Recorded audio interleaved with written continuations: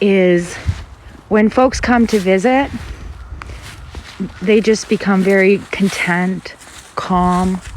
There's joy. And when they meet Oscar, some folks come a long ways to come and just meet Oscar.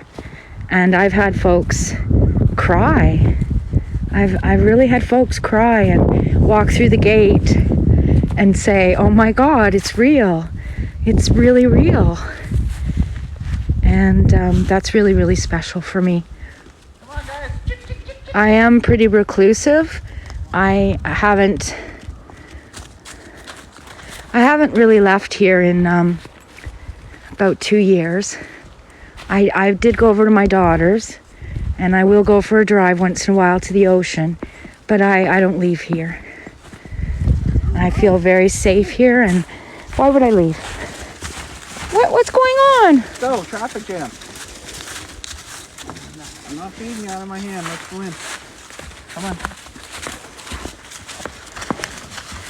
We've even had folks come and visit that are in palliative care and wanted to experience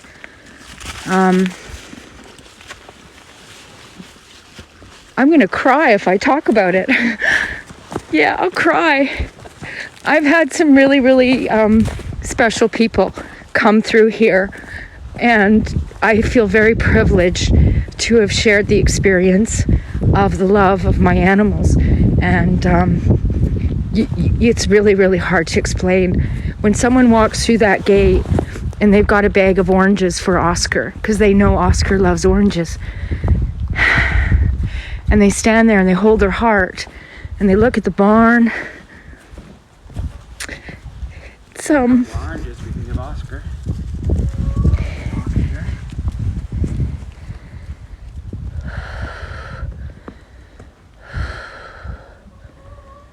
Your cat is out.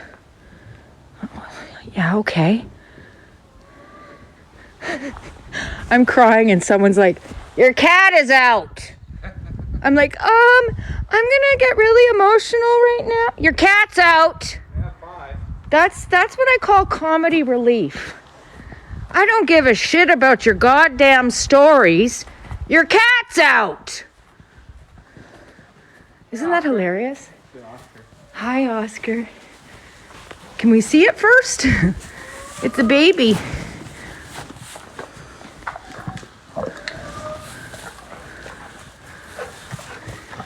Want another one? Fresh. Please don't cry. Your tears will freeze. Wanna give him some turn? They will today. Want some turnip, Oscar? He loves turnip. Love turnip.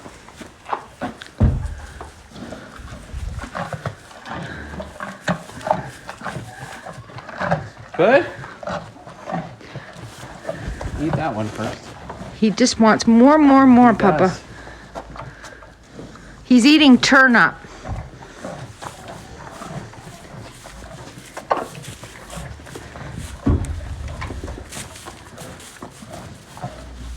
Eat that one. Okay.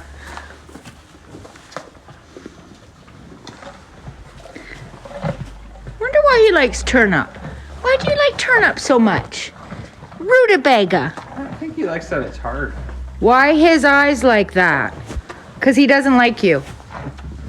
He's like, who's that person watching me? I don't like them. I'm giving them the eyes.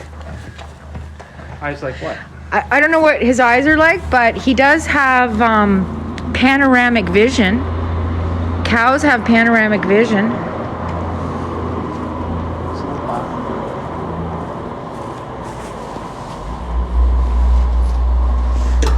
Hi, Lovely.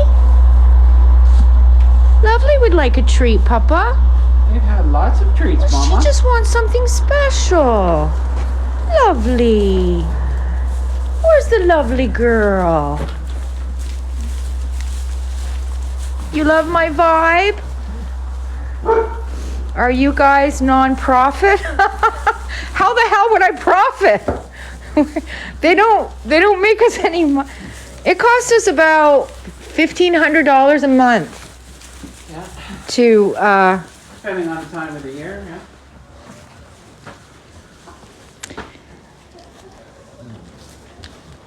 Me and him alone right there is $225 a month. Oscar,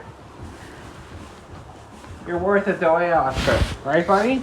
can you see if he'll give you a hug? You're worth every penny. Give Papa a hug. Give me a hug. Too busy with your Watch day? him. He'll climb up on Jason's shoulder. You ready? Give me a hug. Give Papa a hug.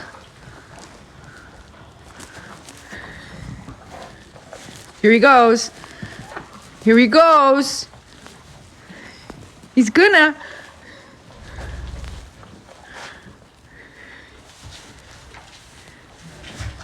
Woo! There he goes. Aw, he's a beautiful boy. All right, friends, if you did enjoy this live, you can follow us. We come out here a couple of times a day and spend time with the animals. There's always something fun happening. There's the cat. The cat's fine. I'm going to take the cat in the house. The pigs are going to have their nap. Everybody's pretty tired now, right? Yeah, they usually have Bye, Puddles. Bye. Bye, everyone. Thank you to everyone who sent gifts. Thank you to our friends that are subscribing to us. We've got over 50. Oh, we only have 50. Oh, dear. We only have 50 subscribers. Guys, we lost 6 subscribers overnight. Oh, shutting down the farm. Guys, we lost 6 subscribers overnight. It looks like maybe, I don't know, lovely. Looks like we're gonna have to ration shit around here. Lovely. Life's tough. You going after the cat? Nope. I didn't. Nobody's subscribing, lovely. No. Nobody cares, lovely. Lovely. I've been practicing my Christmas carols with her. Oh, holy night. Do you want? Oh, look, somebody subscribed. Oh my gosh, Ashley. You guys are awesome. Thank you so much. I'm just being cheeky. I just want to say to the new subscriber, yay! That's all I want. It was one new subscriber. Thank you so much. Thank you, Pat. Oh, it's Patty. Hi, Patty. Phil. Phil's giving lovely roses. Lovely's got some roses from Phil. Phil's giving Lovely some roses. Oh my gosh, another subscriber. Lovely. You're gonna get fed. Thank you, Natasha 35 with the rainbow. Oh, look at that face. Lovely. Lovely. She's gonna headbutt the cat. They grew up in the house together.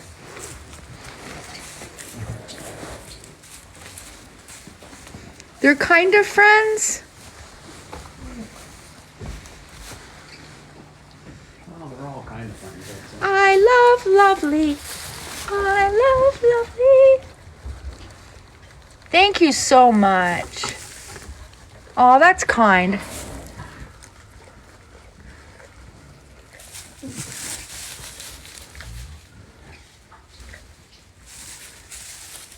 She's being real picky.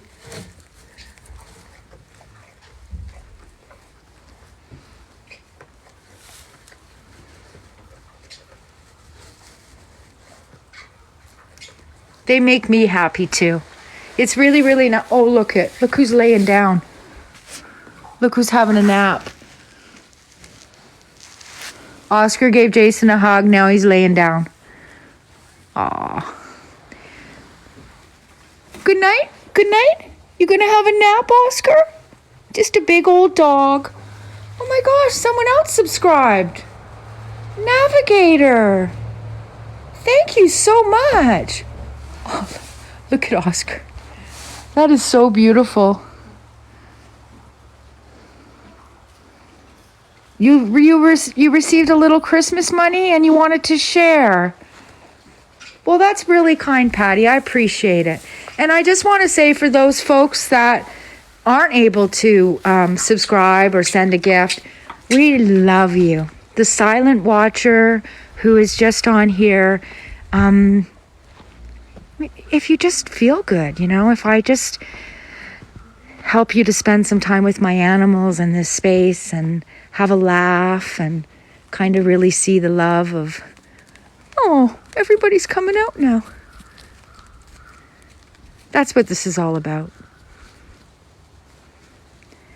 What happens when you subscribe? Well, it's just kind of a way of saying, I appreciate you, Shelley. I've been following you now for 6 months, and I see that you come out here every day in the freezing cold or the heat, and I love your animals, and I'd like to support you. That's all it says. And then when you say something to me, like right now, Chelsea,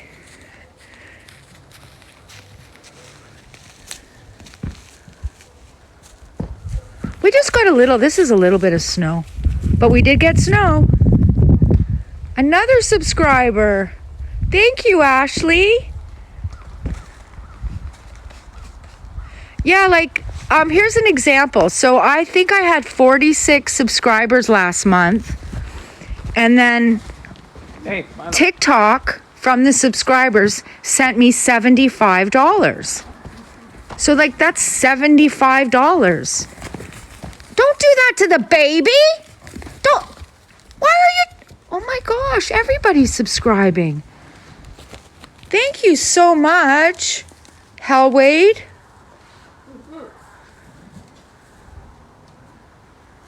And then here, animals, we've been really lucky because the price of food hasn't really gone up for animals like it has for people. So that's been a blessing to farmers. Our hay was pretty reasonable. I'll give you an example. So a bag of feed like this is $20. It's $20. So we also have in our bio, if you're like, well, I don't really want to subscribe, but I'll send you $20. I'll send you $10. That pays for a whole bag of corn, which lasts. And then we have special food for the baby horse. Oscar has special food. The sheep have food. The big horse has food. The pigs have food. The hens have food. And then they have treats. How much of the $8 subscription do you get? About half. I think we get about half. It's pretty. But you know what? It's $8. It's a fancy latte from Starbucks. That's what it is. It's like, hey, Shelley. Oh, you got up. Yeah, he heard the treat door. You better give him one more orange, maybe. Do you want one more orange and then you can go back to bed? Yeah, Phil, my husband. OCD.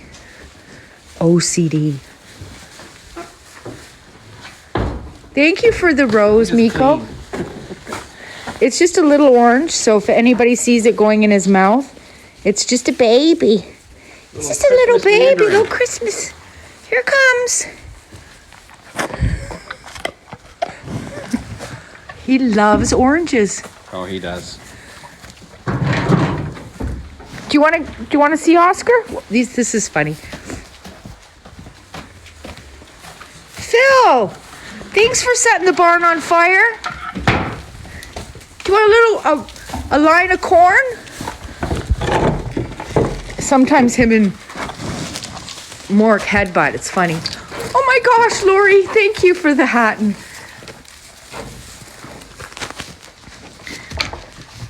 Kathleen, thank you for subscribing.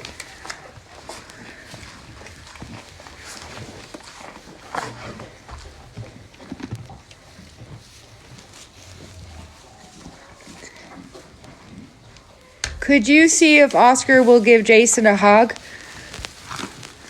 he only does one hug a day. Yeah, I think we could try. Am I all spent out for hugs, Oscar?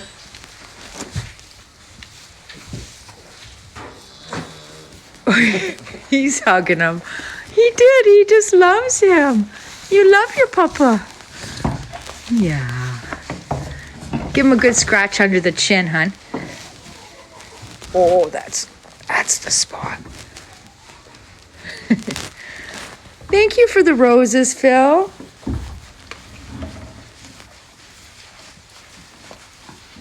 Such a big boy. Oh, he's being a baby.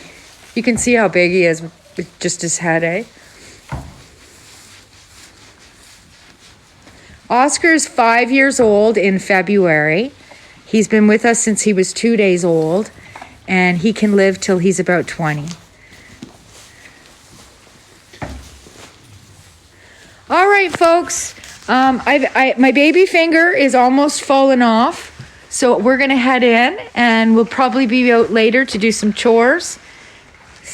Seems like you really take care of them.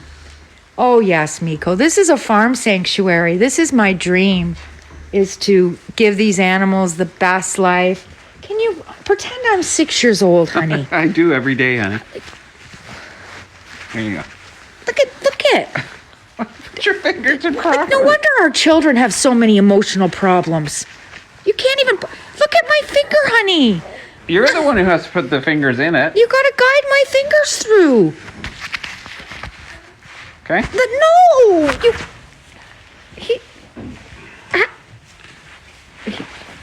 Our marriage is in what do they call it? Our Trouble. marriage is in trouble. All right, friends. We're going now. Say goodbye, hon. See you guys. Bye, everyone. See you later, Pickles. Thank you to everyone who sent gifts and subscribed. I'll send you a message. Bye.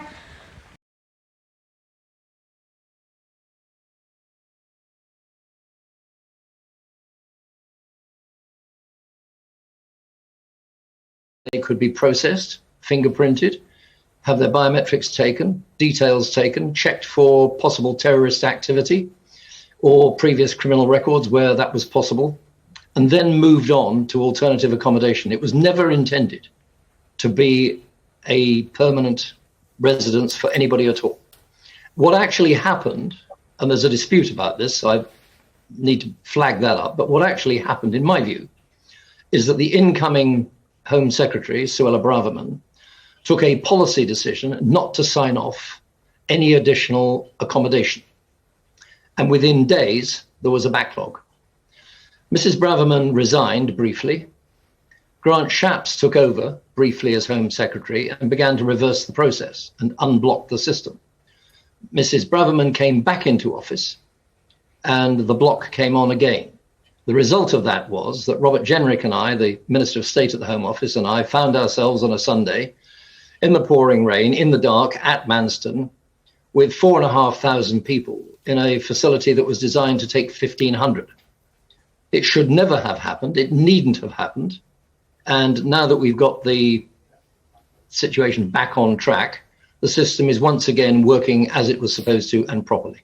Right, Sir Roger, just stay there if you would be so kind. Henry Bolton, called out there by Sir Roger, saying you don't really understand what you're talking about. Your response? I know. I mean, I've helped the government's cabinet level in 14 countries to sort out strategic border problems. And I would say that Sir Roger Gale is the one who's being rather simplistic about this and needs to grow up. The reality is that Manston was ill-conceived at the beginning.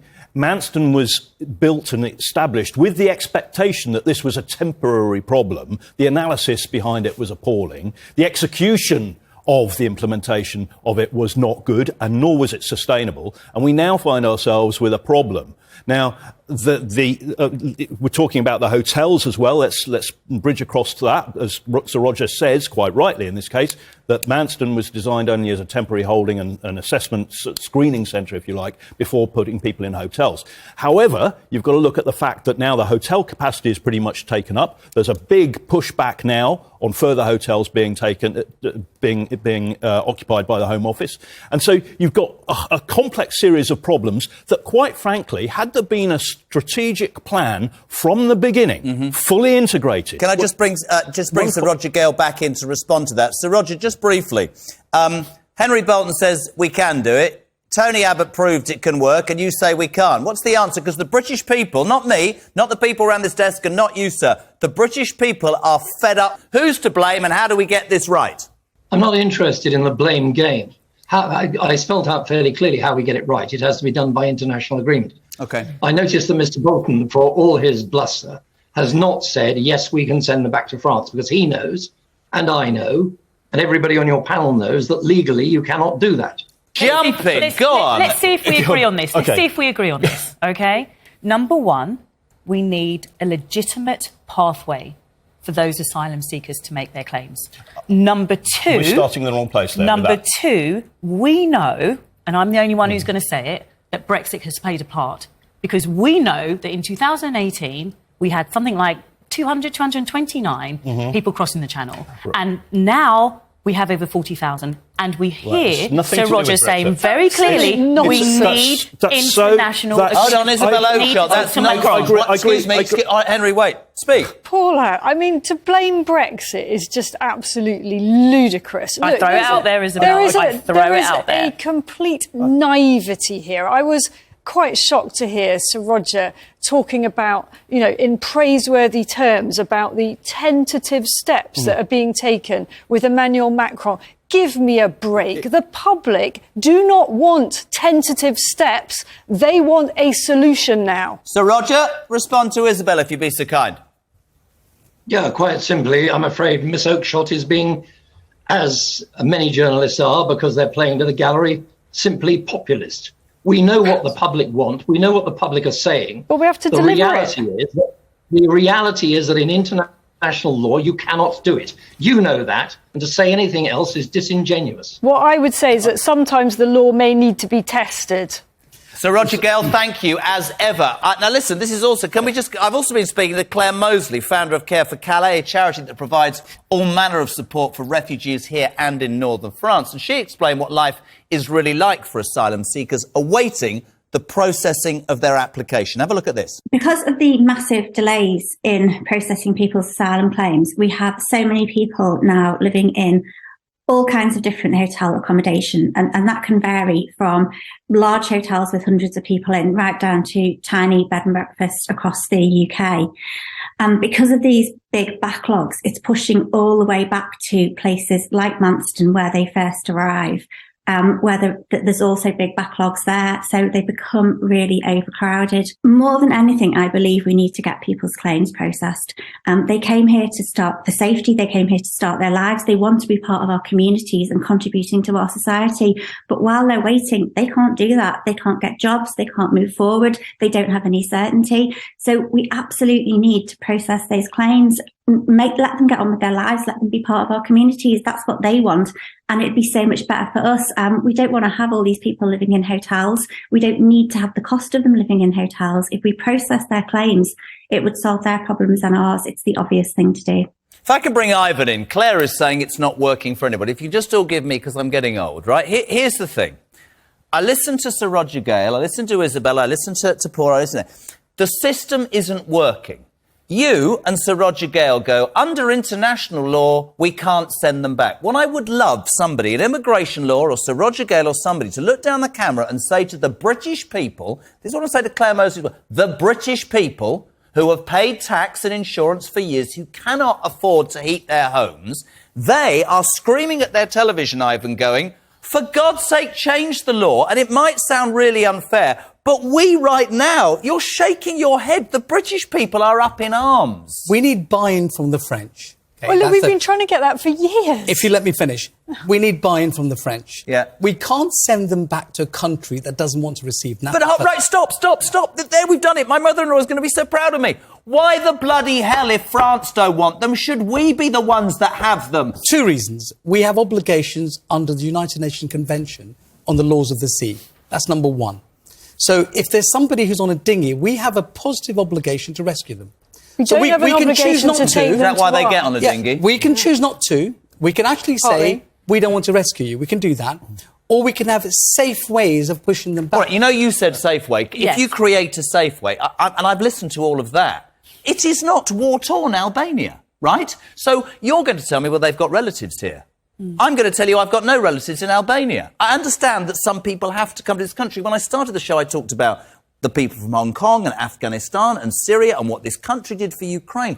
I'm just asking you if you understand the British people's frustration at a really difficult time. I do.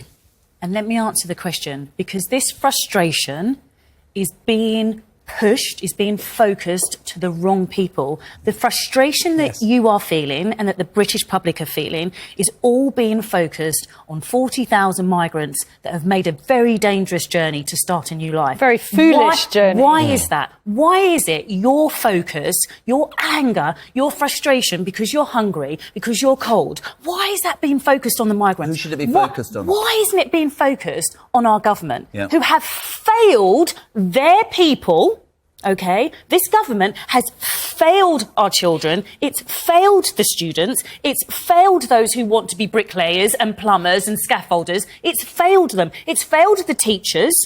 It's failed those who are running small businesses in the hotels and those around the areas that see the influx Paula, of you migration. could go on and It's on and failed on them. with a list of But then- failures, but and then- I so think- who is to blame for that, Isabel? Well, I It's think- not Very the person quickly, and I've got to who's go to a break. fleeing. Okay. It's not the person who's fleeing, Jeremy, that's to blame. And actually, voters don't just blame the person who's fleeing. They 100% do blame the government. We'll look at where the Tories are in the polls at the moment. They will be punished for this, without a doubt. Indeed. Interesting. Listen, next on JK Investigates, with the British public, as I said, struggling to heat their homes. Are illegal migrants really dining at the Ritz? I'll be speaking with a Kent Hotel. Ready for this? Kent Hotel owner to find out the truth behind the headlines. We're coming right back.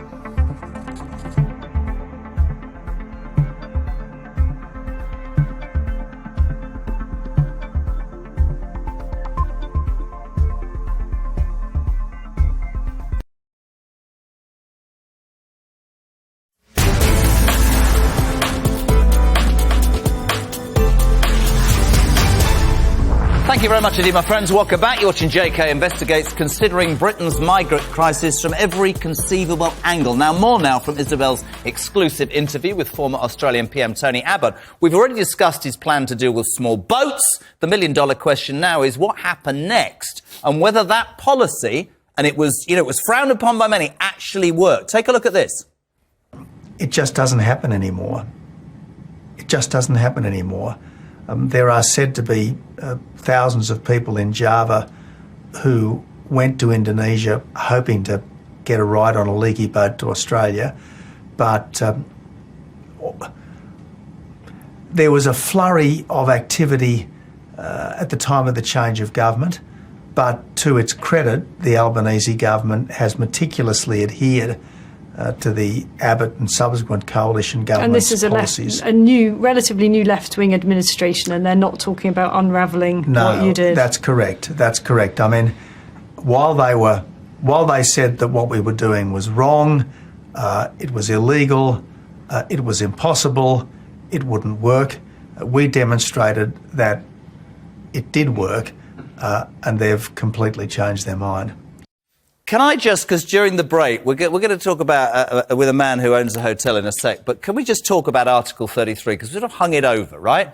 So you're the immigration lawyer. Article 33, as this idiot believes, says that we can't send people back, right? Yes. My question to you, Mr. Immigration Lawyer, is if this country is creaking at its knees and the British public are struggling, why don't we revoke that article and just get rid of it and be as strong as Australia was and sort this for once and for all? Because it's part of the Refugee Convention. So you can't pick and choose parts of a treaty you don't like. We actually drafted the treaty. It was English lawyers who drafted it. And it has essential protection. What Article 33 says, it protects individuals from a return to a country where there's a reasonable risk that they will suffer irreparable harm. But France is not that place. Look, I hear you and your hand-wringing. We can't send them to France. We're talking about returning them back to their own country. Why can't we send them to France? Because the French won't have them. I hear you. Oh, but that's the frustration of the British people, so why should we have them? Henry and Isabel said that the Brexit had nothing to do with it. Well, it did. Because before Brexit, we were members... It was all going great, wasn't it? The Dublin Convention. No, I have to come in there, because in 2017, 18 and 19, under Dublin III, this country had to take more transfers in from EU member states than we were able to transfer out. Dublin III created a situation where we got more people. And the other thing is that because this is a common misconception, that Dublin III enabled us to send people back to France. Listen. You're reading the wrong books, my friend. Dublin III... we were returning people to France under Dublin Convention. That was the law. Dublin III... Prior to Brexit. One sec, Isabel. Can I just... Isabel Oakeshott, over to you. Can I just come in here? Look, the British public do not frankly give a crap about Dublin 3 or Article 33. They don't know what that is. We play ping-pong with refugees, do we? Do we that with the French? They ping them over here, we ping them back. Perhaps we have to. Is that the answer? I don't think perhaps so. we have. You know what the absolute... the British do you know public what do the need to be absolute aware of beauty is the truth. And the truth is not that we are creaking at the knees because of immigrants. Paula, that's where we need to start with, Jeremy. That is a misconception that is being absolutely pushed. So why are people in this country struggling then? They are because struggling. They're visible, that's why, Jeremy. It was on the lorries before. We didn't see them. To be fair, that's the difference. To be fair, people are struggling for all manner of reasons at the moment. Everything from the Europe. You think the migrants are getting blamed out of all? Of course they are. It's cheap, it's easy, and it's what's always happened. Look at the colour of my skin, Jeremy. Come on. It's what's always happened. It's boring and it's simplistic. But migrants are just one part of the whole mosaic as to why the country's got difficulties. That's true. And I so think what a wonderful moment to prove that this hasn't been thrown together and in fact is an investigation sorted down under. But then over here, unable to properly house the numbers surging in, the UK government has now taken to filling up hotels all over the country with newly arrived migrants. You've got to watch this. Richard Martin, the owner of the Blazing Donkey Hotel in Sandwich in Kent, is one of those that the government approached. Richard, welcome to Jeremy Kyle Investigates. Just tell my lovely panel and the people of Great Britain what the British government offered you, a hotel owner, my friend. Well, they approached us and offered to book our entire hotel for a 12-month contract period at very healthy rates, which would have decimated my business overnight, frankly. How much we did were they offer very, you? very offended. And the figure, if you ran it through, the numbers through based on the occupancy, was 1,080,000. And we're a relatively small country hotel just outside of Sandwich, as you say, in Kent. So, at the risk of being hit by the lady on my left or right, whichever way you're looking, what would the good people of Sandwich have thought if your hotel had suddenly become full of migrants? Well, I've been rather shocked with the traction my speaking out has gained, because when I go to fill the car up at the local gas station, when I go to the local store, wherever I go, people are stopping me to say, thanks for, standing up to this and saying what's right. And what's right for us is, don't let the government decimate your business and force you to lay off up to 50 staff in the high season. Don't let the government make you close your business and upset over 200 brides and grooms that have got their weddings booked here. So for me, I never realised how much feeling was out there. I've heard it from your panel earlier, but it's been absolutely staggering. So I didn't intend to speak out to gain this traction. It just so happened that everyone feels the same as we do. And there needs to be a better plan and a more practical one to solve this. And from what I've heard, it doesn't seem to be any closer to getting to that point. I think that's a really good point, Richard. Thank you very much indeed. Panel, let's talk now about the government. There's a really good example. He's saying they offered him £1 million. Why don't you let them work? Let them work. Let them pay for their own accommodation. Why are we not letting these... Because that will only encourage the more. The US allows refugees to work. If you process their applications very quickly, then you wouldn't have that problem. So we're back there to the Home Office and the fact that the system doesn't process. So if we had a system that was fit for purpose and process these applications quickly, not send them to Rwanda or put them in hotels where they can't work and all of that and offered money to people. So the next thing is we go back to the government, the Home Office. I've sat here and every night people say it's not fit for purpose. Well, whose bloody fault is that? Well, we've got no institutional training in the Immigration Service or Border Force. All of their training is undertaken either on online modules or in, ironically, hotel meeting rooms and the odd sort of meeting room in a Border Force office. OK, it is incoherent. And actually, by the way, this has happened with the police as well, since the regional police training colleges were all closed down about 10, 12 years ago. It's one of the problems we've got with the police. There's no institutional training. It's incoherent. So the people who are actually undertaking these or doing the processing themselves... They're not qualified. Are not really qualified. I wouldn't qualify The them. decisions are poor. The decisions and are how so long poor. is this? I'll give you an Is example. this a Tory thing? Is this more than 12 years or is it... I had a decision yesterday, the wrong name. So the wrong name was on the actual decision. You don't surprise me at all. They're using templates. Yeah. And that's a problem. And then the appeal system... And that will be Jeremy, replicated right across there's the nobody board. there for the Home Office. So I go to court, the judge is there, I'm there, nobody's there from the Home Office. I mean, that's ridiculous, isn't it? It's outrageous. So what you're saying is, what we're coming round to in the right way is, you're saying that we shine a light on migrants, which is unfair because there are lots of other problems. But if we do address the whole situation and people's frustration, which is natural, it might be misplaced, but it's natural, is that we have no system. So if we talk about why do we have a processing system that is so rubbish, Paula? What is that about? It's quite simple. It's lack of funding. Oh, I don't think it's always lack of funding. It's poor management. I mean, look, Paula, this government has taken a 70-year high of tax from the population. So there's not a lack of funding. Well, there is a total shambles. Isabel, all sorts of nonsense. If they put it into immigration, I would say that there is an absolute beauty to the turn back the boats policy and the meaning it policy, which is that once you start doing it, you only have to do it for a very short period of time. So you break the law for a short period of time. Yeah. I would like to know from you. Government before, though, I would like to know from you. I would like to know from you. Please, can you tell people, because they would want to know this, what exactly would be the consequences of breaking the law in this case, of the UK standing up for its integrity of its own borders? Putting our morals to one side. It's a very interesting question. You're actually 90% I want to know what the of consequences international are. contracts under English law. Do you know why? Because we uphold the law.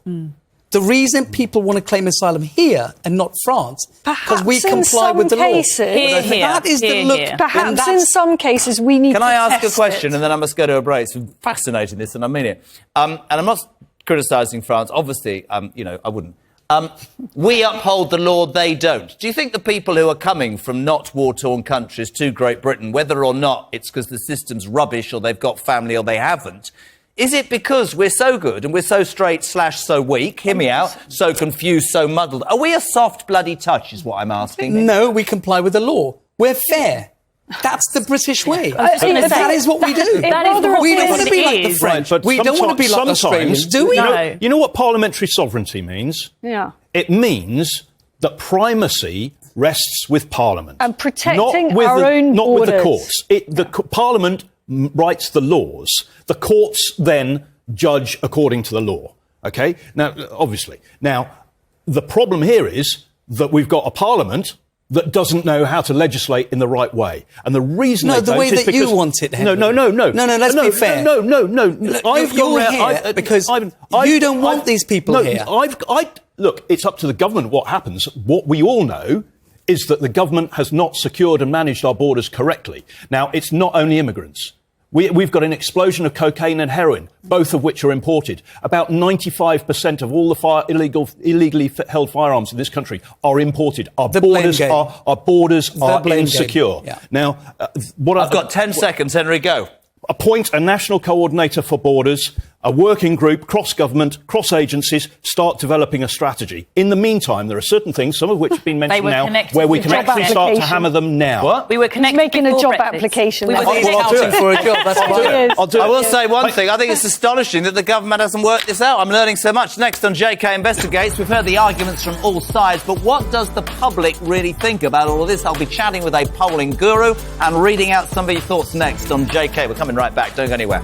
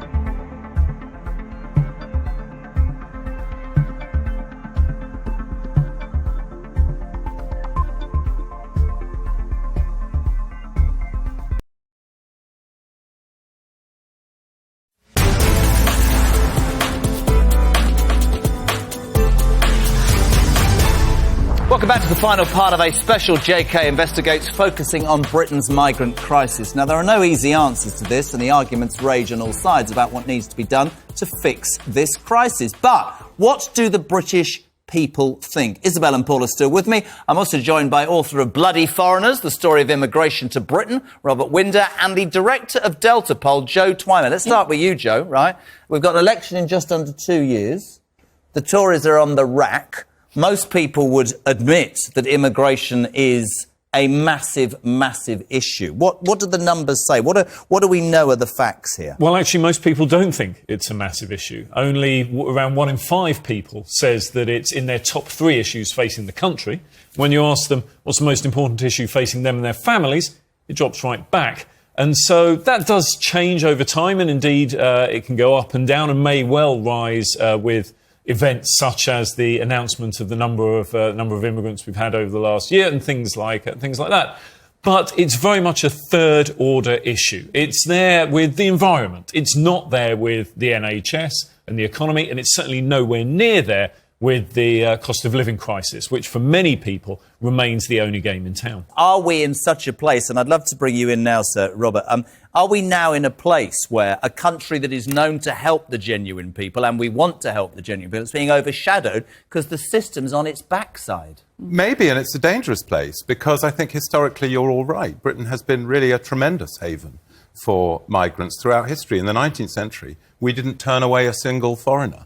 And it's one of the great sources of our strength. And even in modern times, when migration is a hot issue and has been for a while, it's still clear that it's demonstrably superb for Britain to have high levels of migration. I think a third of our Nobel Prize winners were born abroad. Something like 2/3 of the Sunday Times rich list were born abroad. But how do you marry to that people watching who are struggling and, for whatever reason, whether it's 40,000 or not, are increasingly angry that people who say we're coming from war-torn countries when they're coming from France, right, are seemingly, again, I use the word, right, if you sat in your house up north, where I used to be, and you can't heat your house and you can't feed your kids, you might all smile around this table, but you're going to look at those people in a hotel costing this government 5 or 6 million a day, and it's going to do your head in. Oh, I think we marry it by saying that although the situation that's there at the moment in the Channel is disastrous, and the government should clearly address it more swiftly, more speedily, more efficiently, and all the things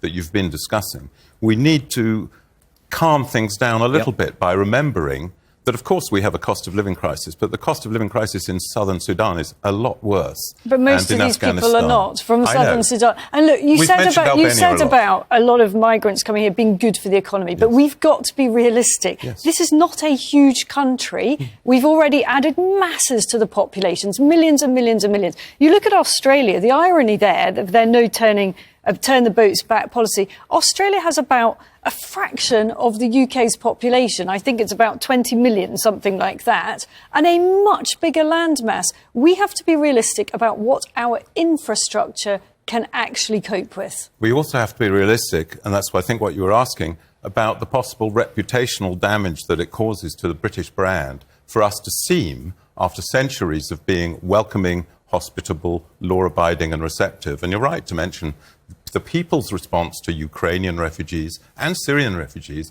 is very heartening. Often the government's response and often the media's response isn't. Can bring you back in, Joe. You talked about the electorate, and it was sort of top 3 or 5. What about Tory voters specifically? Because if you read any poll, it says the Tories are going to be wiped out. Richard Tice tells me every day they're going to end up with nothing. Yeah, it's certainly more important for them. In fact, it's in their top 3, particularly among those who voted Conservative at the last election and Leave in the EU referendum. So among the type of voters that the Conservatives need to hold on to if they're going to get close to a majority next year, yes, it is important. But it's also worth remembering that among that group, they tend to believe that neither the Conservatives nor Labour, nor indeed anyone within the established political system, has the correct answers as they would see it. See, well, that's really interesting. And I'm back there, Paula. The British public don't think that any political party has the answer. Why? Because, unfortunately, there have just been so many failures in terms of the immigration policy. Not the people when I say why, actually. I mean, why the hell hasn't some politician in the last however many years had the gumption to be able to sort it out? Because they're afraid of people like these two going on and on about, well, less you, I'm going to go with you. Going on and on about Article 33 or whatever it was, Convention Z, I don't know. I know nothing about those articles, but No, I don't think it's I that. unfairly maligned you there. I'm not even sure it's actually a broken system, which you've talked about a lot. We've almost arrived at a place which is deliberate, which is that we've set the bar very high. So we have 40, 50,000 people coming across the Channel, which is disastrous. We're quite lightly brushed. France has double the number, Germany much more. For goodness sake, there's 3.5 million in Turkey in refugee camps. Rather You can't bigger get here. place. Our museum, we had a little exhibition on refugees from the Sangatte refugee camp in Calais, and 75% of them are university graduates. So I think criminalising them, demonising them, we do perhaps more damage than we solve. I was told last week that we need migrants to fulfil jobs that aren't available. I then say, and I quote, right, that there are 2.5 million people unemployed in this country. There's a lot to more which, than that. Sorry, I don't mean to jump in. To which somebody said they're all mentally ill or disabled. Oh, what now, nonsense. I would like to suggest, without being slaughtered, that that's nonsense. And I would like to suggest that the efforts should be made that maybe 1 million of those 2.5 million got off their backside and went and did the jobs that apparently we can only fill by people getting on a dinghy and coming. I don't understand that at all. Wouldn't disagree with that, and the margins are very important. But I mean, if immigration were a problem, America wouldn't be a superpower. It's very clear that it promotes economic dynamism, cultural creativity, Within all of limits. the good things. And if you are importing people who are highly skilled and whose labour or expertise you actually need, Yes. but actually we don't need people to fill low-skilled jobs here. We've got 1 in 8 people of working age on out-of-work benefits. Hello, what? I mean, it doesn't But stack that's up. our own political problem, and I agree with that. Good. We started this by saying that it wasn't fit for purpose. We were promised to have control of our borders. We talked about Tony Abbott, a policy, you interviewed him, that went down like a lead balloon in Australia, but actually very quickly, let me finish, very quickly not only works, but the Labour Party, who gave it both barrels, have adopted it and it works. But, as he said, a lot of people are against that. I'm going to ask you all to sum up. What is the answer? You're in charge. I didn't hear in Isabel's interview about how Tony Abbott and his government was also sued for $70 million in terms of compensation for those that he did ship to Papua New Guinea and to the other Java. And to Java, and How also much did they that actually pay, Paula? and also that 12 of those asylum seekers lost their lives. How much did he actually? I didn't hear how about much that. Did they I actually didn't hear about pay? that in the interview. Paula, how much did they actually pay? They may have been sued for any number of trillions. Did they? How much did they pay? I understand the figure was 70. You don't. $70 million. That's what they actually paid, or what they were That's sued what I understand for? the figure I was think for. we need to check that out. We can check that. I think we Listen, thank you very much indeed. Joe, thank you. So it's not the number one issue for voters, more so for Tory voters. So maybe the Tories, if they want to get back into power, need to do something about it. Thank you very much indeed as well, Robert. Brilliant book, by the way. The author of Bloody Foreigners, the story of immigration to Britain. Fascinating. I love having you on, ladies, and you. Thank you very much indeed. It's all we've got time for tonight. Plenty of food for thought, and who would bet against us all being back here this time next year, having the same bloody conversation all over again. Thank you to everybody who's been watching. We'll see you very soon. Take care. Bye-bye for now.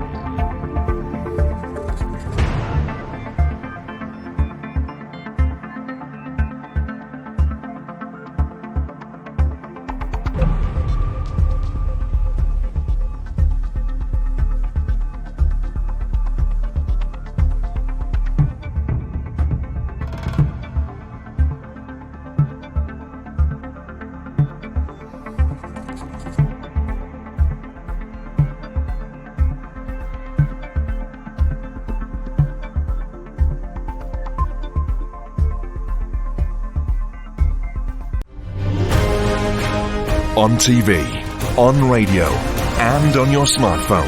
This is Talk TV.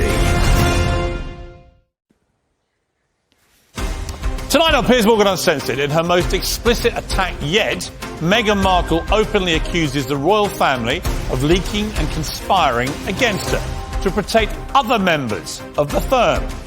How much more of this are they or we going to have to endure? After months of anti-Semitic rants and his removal from Twitter, should Kanye West's pioneering art now be censored by streaming platforms? I talked to one prominent Jewish journalist who thinks Ye's music should play on. And in another TV exclusive, internet sensation Liver King speaks to me live after the fitness influencer was outed as a steroid user, lying to his millions of fans that it was all au naturel.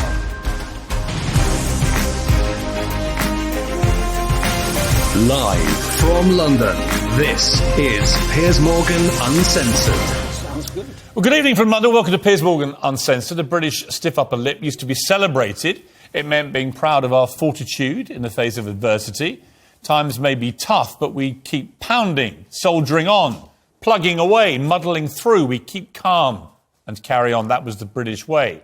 But the stoic stiff upper lip's disappeared, hasn't it? Beneath a curled lower lip of victimhood. It's now fashionable to be fragile. It's trendy to be traumatised. It's valiant to be a victim.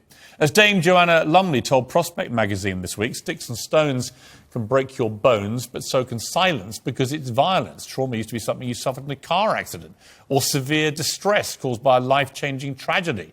Now everything is traumatic and everybody is traumatised. Criticism is now shaming. Disagreements become hate, and any level of reasonable scepticism about massive social change is apparently a phobia. A lot of reasons why this victim culture spread like a virus, but it has a lot to do with role models. And there's no bigger self-declared victim, no more famous princess of self-pity than Meghan Markle. Well, apart from her husband, Harry. Netflix today released another trailer for the final 3 hours. Is it the final 3 hours? I doubt it, of the Harry and Meghan show. It's all out tomorrow. The battle lines have now very clearly been drawn. Our monarchy is the menace. Meghan and Harry, it's poor, unsuspecting, oppressed victims. There was a real kind of war against Meghan, and I've certainly seen evidence that there was negative briefing from the palace against Harry and Meghan to suit other people's agendas. Meg became this scapegoat for the palace, and so they would feed stories on her, whether they were true or not, to avoid other less favourable stories being printed. You would just see it play out. Like a story about someone in the family would pop up for a minute, and they go, we gotta make that go away. But there's real estate on a website homepage. There is real estate there on a newspaper front cover, and something has to be filled in there about someone royal. This barrage of negative articles about the breakdown of the relationship with her father was the final straw in a campaign of negative, nasty coverage about her. A real war against Meghan Markle? Give me a break.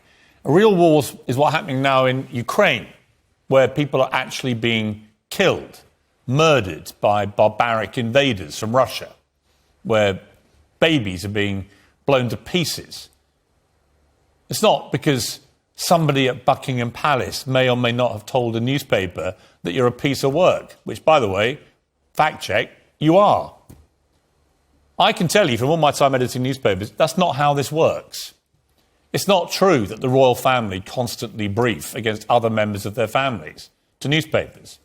That's not how this actually happens in the real world. Only in Meghan and Harry's self-serving, constantly negative worldview of all this.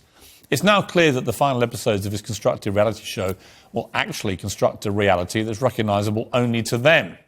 They'll directly attack the royal family they're still profiting from, a vast, vast profit, by the way, to tell a sob story in which they are the world's ultimate victims.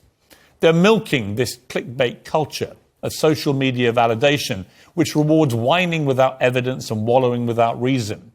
The royal family should do the exact opposite of everything these professional victims, that's what they are now, represent. They should do what they've always done. Keep calm, carry on, ignore them, and just rise effortlessly above this nonsense. Because without the imaginary war, without their royal status, they're nothing, are they? They're just a couple of C-list celebrities living in a mansion in California. There's a lot of those. Got a house out there myself. Nobody better represented the British stiff upper lip than the late Queen Elizabeth herself, of course. And it might not be fashionable, but over the next few days, the British monarchy should just follow her lead. Well, joining me now is the former royal correspondent, Michael Coles, Sunday Times royal editor, Roy Nicker, and former Conservative MP, Anne Whittaker. I don't know where to start, really. Roy, let me start with you, because you had a great piece in the Sunday Times at the weekend, where you went through forensically a lot of the claims in the first 3 episodes. And a lot of the stuff that just didn't ring true to me, you nailed. Not least, for me, one of the most egregious parts of it, which was her attempt to say, look, there's this niece in my family that I really like. So it's not true I don't like them all. And the only reason she wasn't at the wedding with my mother was because someone at the palace told me it wouldn't be a good idea. But what was the truth? That was not the account that 2 people who worked very closely with Meghan and Harry told me, both of whom had very specific recollections of that conversation with Meghan, which was Meghan saying, by the way, I've got a niece.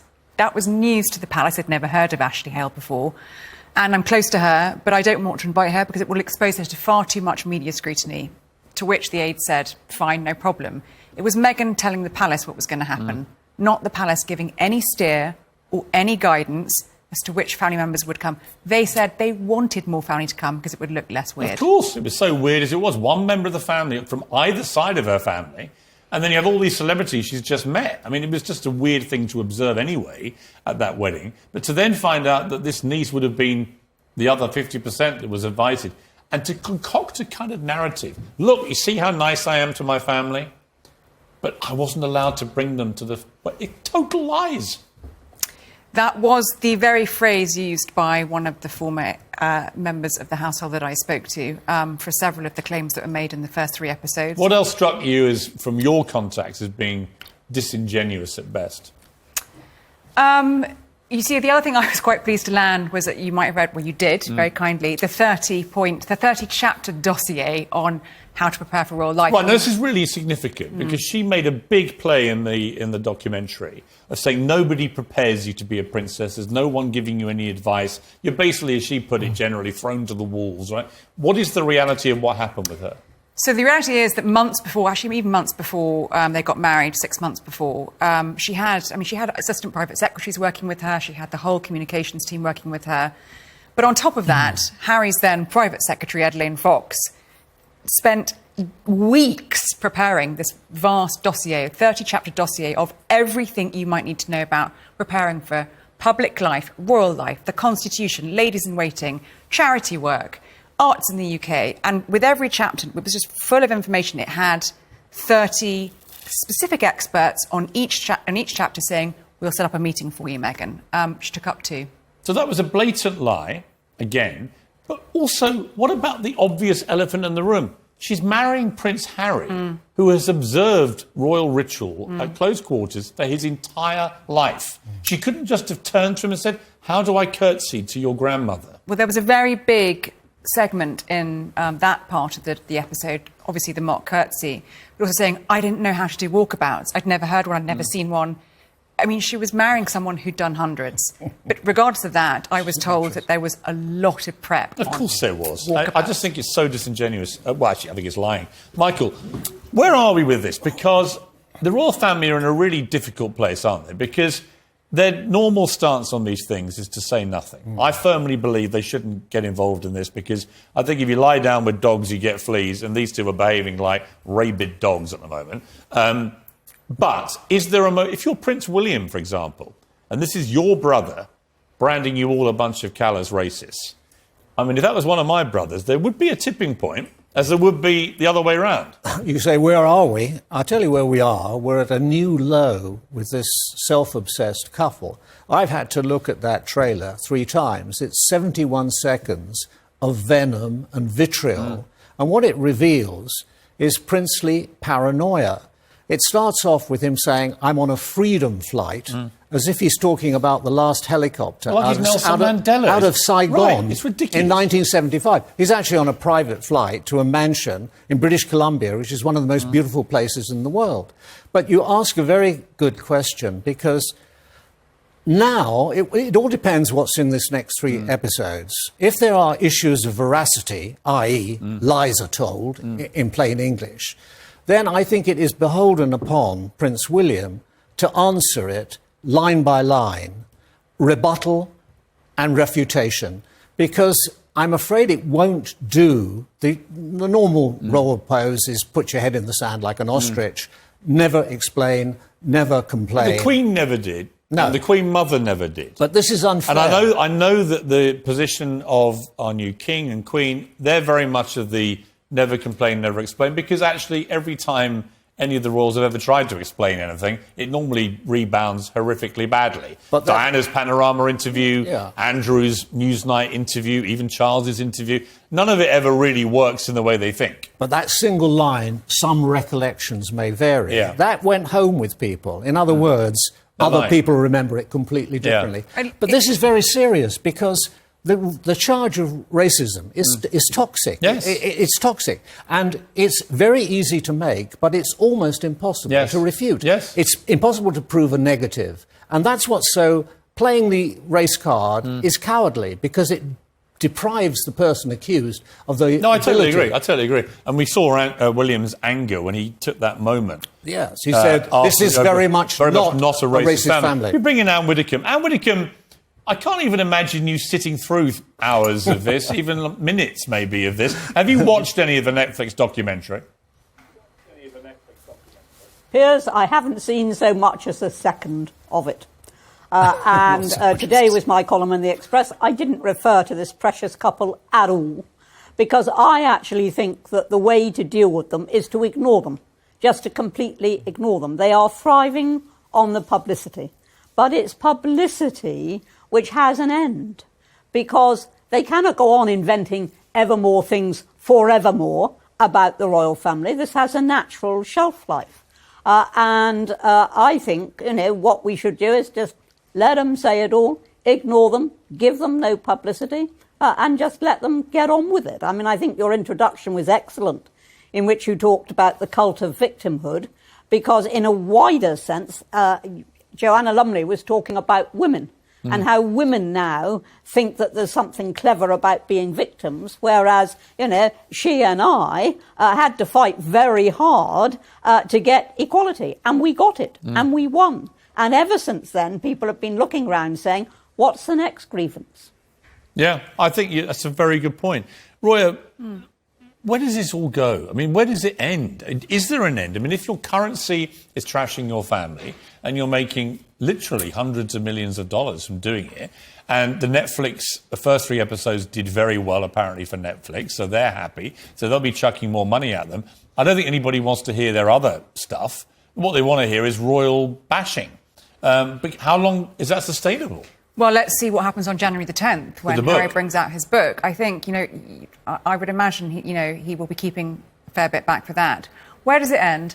I think ultimately Harry and Meghan probably feel they've got a little bit more royal currency to play out in the States, and you know better than anyone that lasts for only a certain amount of time. I think it will carry on with the royal family here keeping calm and carrying on for a long time. How damaging has it all been, though? It's been damaging. There's no doubt about it. The stuff. I think in the Commonwealth and in America, the racism stuff is really beginning to stick. Do you know what? I was out in Boston a couple of weeks ago with the Welleses, and there was a lot of love for William and Kate there. The racism stuff wasn't sticking as much as I thought it would, but people in America have a very different view to here. And Boston's a tough town. It's an Irish town. It is a tough town. And they were cheering them. And, what is extraordinary to me is Prince Harry served this country gallantly. He was a forward artillery observer. He sat in the front seat of an Apache helicopter shooting up the Taliban. He could have come home in a body bag. That must have been pretty scary from time to time. What is it within the palace that so got him frightened? It really is extraordinary. No, I think it's as simple as he's not the brightest of bulbs in the tulip patch. And I think he's been lassoed by a very cynical, manipulative woman who has basically taken him over. They've And people don't like me saying things like that because they think it's sexist, but I think that's honestly what's happened. She's a lot older than him. She's been married before and divorced, and I think she's come over here, seen the main gig, and taken him. And it's now her license to become what she wanted to be, which is a huge star. But they've sold out Body and Soul to Netflix. They're on their little... Yeah, but she doesn't care. She won't care about any of this. She's got what she wants. She was a B-list actress in a show I quite enjoyed, actually. Yes, it was good. But it wasn't that popular. It was just a good show. But she's got what she wants. She's now top of the tree, getting awards, earning gazillions, and a big star, right? He is, in my view, looking like the chump in the picture because he's the one now who's betrayed his country, his family, and everything else. Anne Widdecombe, you're demonstrating with your head some kind of visceral reaction. I'm just not sure what it is. Yes, well, I mean, to the question as to what happened to Harry, after he came back from Afghanistan and why is it all so different, it's very straightforwardly Meghan Markle. He is bewitched. He is utterly and completely bewitched. And if he had any sense at all, he would have started to see by now the way the land lies. But he doesn't because he is utterly besotted by her and he's being taken along with her. He would never have done any of this stuff on his own, that's for a certainty. Never. No, I honestly don't think he would have done. And I think, or if he tried, I think he would have been talked out of it. I just think at the moment he's trapped in what will become a world of pain. Nobody can leave their family en masse, just leave all of them and leave their country and lose all their reputation, particularly when they've served their country so valiantly as he did. He was a very good soldier and deserves great credit for that. But nobody can give all this up and be happy. And it's interesting, they went for freedom and happiness. The one thing they don't look is remotely happy. I mean, she does. She's the cat that got the cream. He looks increasingly angry and miserable and resentful. So it hasn't worked. He doesn't look free and happy. He looks trapped and miserable.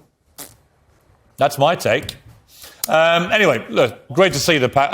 Sadly, we will be talking about this again, probably tomorrow night, because another 3 episodes. I'll be up at 8 a.m. to try and get through it. Last time it was about the 60-minute moment that I just began to feel something coming through my torso.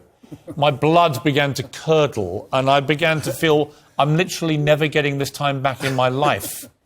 As I watched yet another, at this point, we were the biggest victims in the entire universe. I mean, it was like awful to be in my palace. Treated so badly. Terrible! Oh, yeah, it was. It was awful. It was terrible. My dad stopped giving me millions. Really? You little hapless half-wit. Why don't you do a job, a proper job? Anyway, as you can see, I'm working myself up for the next 3 episodes, and we'll give a fair and impartial and balanced take on what will be a gruesome 3 hours. Tune in tomorrow night to my Piers Morgan Uncensored special edition on the rolling nightmare that is Meghan and Harry, the documentary. It's the nauseating, self-serving snooze fest the whole world is raging about. I'm gobsmacked. It's just ridiculous. You destroyed yourselves in this country with your ludicrous, hypocritical behaviour. I wasn't being thrown to the wolves, I was being fed to the wolves. They were never willing to tell the truth to protect us. Meg became this scapegoat for the palace. This was a fight worth fighting for. Oh, shut up. Shut up. Until they introduced the father character. Well, still to come. We'll have more after the break.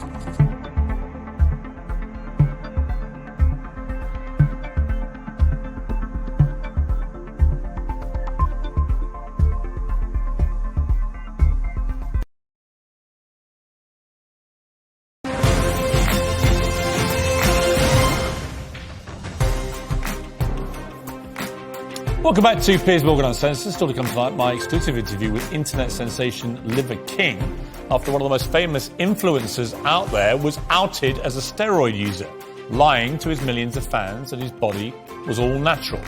I'll talk to him live.